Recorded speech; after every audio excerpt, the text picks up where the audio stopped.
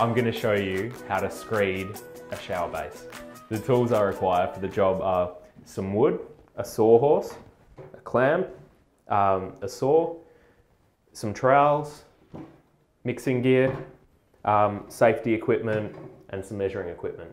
I'll also need some sand, some powder mastic and some cement and a few buckets and a level. Alright, we're just going to check the shower bay for high and low spots.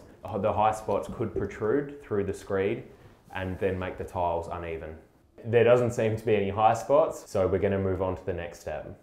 The next step is to cut wedges which run from the corners of the shower base into the middle. The reason for this is to allow the water to run from the outside of the shower base into the grate. Now I'm going to measure the shower base, the full width, to know how big to cut my wedges. Now we've got 1200 in total from corner to corner of the shower base, and that means that we're going to do 600 wedges. So they'll go right from the corner right to the middle of the base.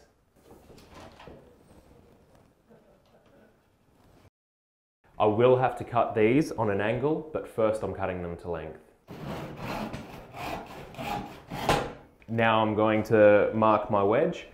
The shower base that I'm doing today is 20 mil deep, so I'll start my cut at 20 mil and run all the way down to 6 mil at the other end. 14 millimeters with a framed shower is a good amount of runoff. Now I'll use another piece of timber to mark the wedge. And now we're going to secure this bit of timber with our clamp and cut along the line we've just made.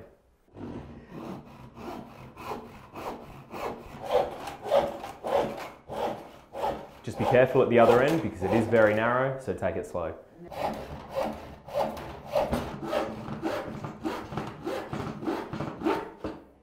So repeat that process 3 more times and we've got our 4 wedges.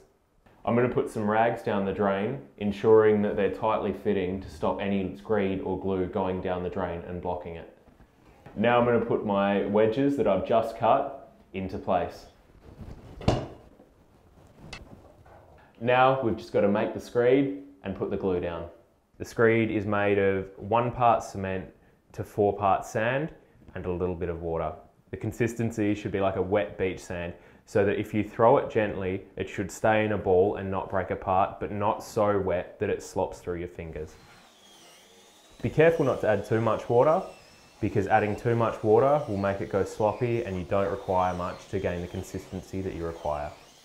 Now we're going to mix up some powder mastic to spread down on the shower base before we screed.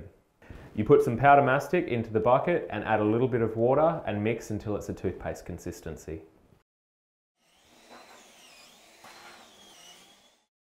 We're going to put the glue down in the shower base first, so the screed has something to stick to.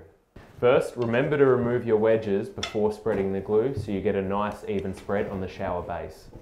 Spreading the glue down with a small notch trowel is desirable, as too thick a bed of glue will cause the screed to shift.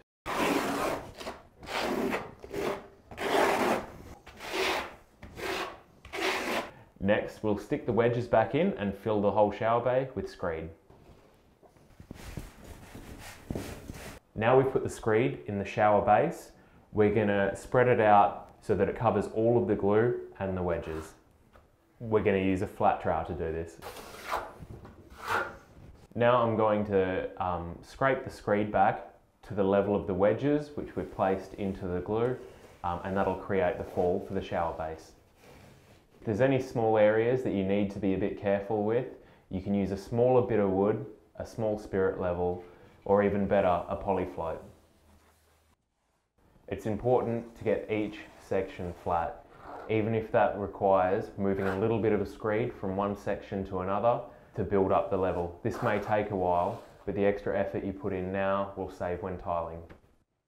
Now we're going to remove the wedges and allow the screed to dry. When the screed is dry, we will then fill in the gaps created by the wedges with more screed.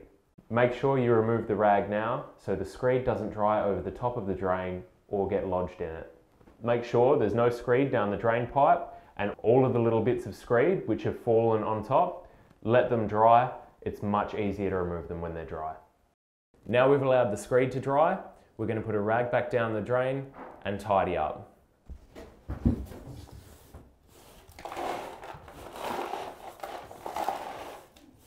To make sure you've got a nice even surface, any uneven pieces you can scrape with a spatula. Make sure you sweep the lines out after you've removed the last of the excess from the surface of the shower base. It's important to remove any rubble from the lines, otherwise the screed that you're about to fill it with will not stick. The next step is to fill all of the gaps with a bit more screed. To fill the gaps, I'm using a spatula to push the screed in and then to cut it off flat on the surface. Make sure not to overfill the screed lines as you don't want high spots when the job's dry.